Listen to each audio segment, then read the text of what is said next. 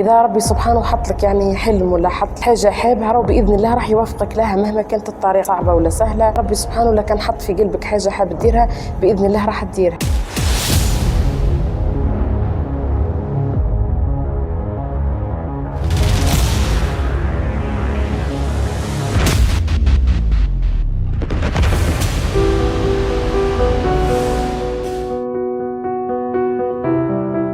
بابا يعني ربي يعطيه صحته يقول لي نورمال، المهم انت حابه، انا راني ما تقوليش يا بابا تعبت ولا.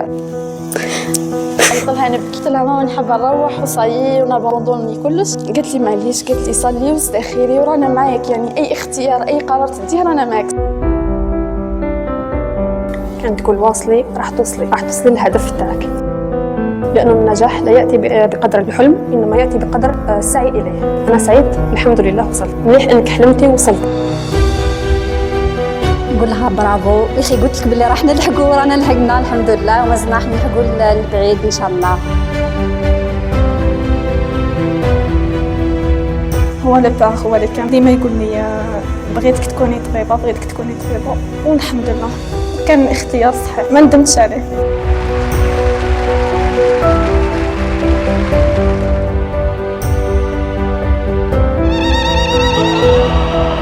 الطب كان بالنسبة لي حلم الطفولة. ارتداء المئزر الأبيض كان يمثل لي شغف كبير، خاصة كي نسمع كلمة الجيش الأبيض كان شعور لازم نعيشه.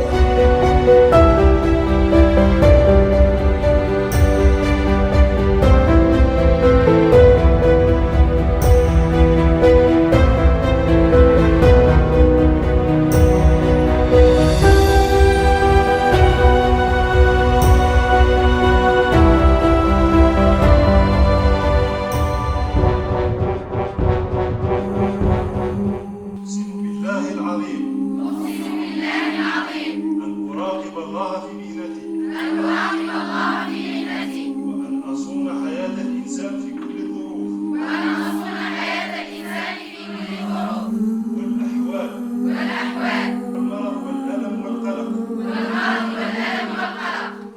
والله على ما أقول شهيد.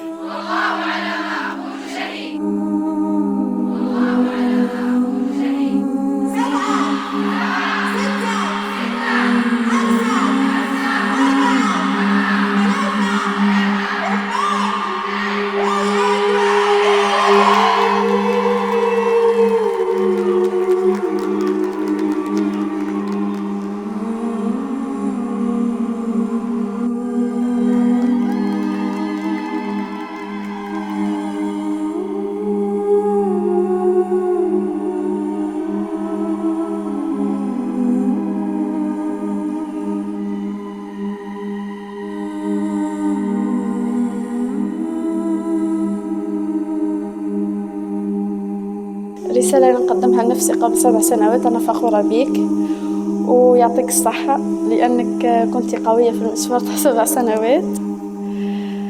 تقول لها شفتي ما كان حتى حاجة كانت مستحيلة.